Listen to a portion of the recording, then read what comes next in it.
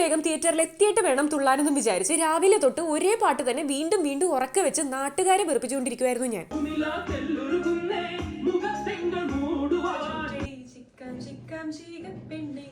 അപ്പൊ എങ്ങനെയാ വിസിലടിക്കാൻ പോവല്ലേ? ദേവസേനെ വിരൽ 2 നാക്ക് മടക്കി അണ്ണാക്കിലോട്ട് വെച്ച്.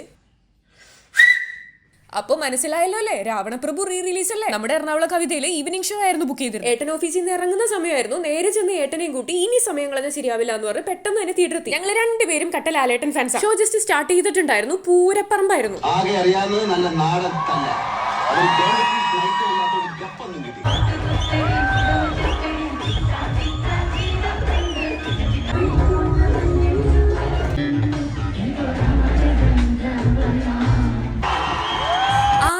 തിയേറ്ററിൽ പോയി ഇത്രയും എൻജോയ് ചെയ്തൊരു സിനിമ കാണുന്നത് എല്ലാവരും അവിടെ കിടന്ന് അറമാദിക്കുകയായിരുന്നു. പിന്നെ നമ്മുടെ കുറെ പിള്ളേരെയും കണ്ടു. പിന്നെ സിനിമ ഓഡിയൻസ് വൈബുള്ള ഇതുപോലുള്ള തിയേറ്ററിൽ പോയിരുന്ന് കാണണം. എല്ലാവരും ചത്തുകുത്തി നിർവികാരമായി ഇരിക്കുന്നിടത്ത് പോയി കാണരുത്. പിറ്റേ ദിവസം നമുക്ക് ഹാങ് ഓവർ മാറിയിട്ടുണ്ടായിരുന്നില്ല. പറ്റുമെങ്കിൽ ഒന്നുകൂടി പോയി കാണണം.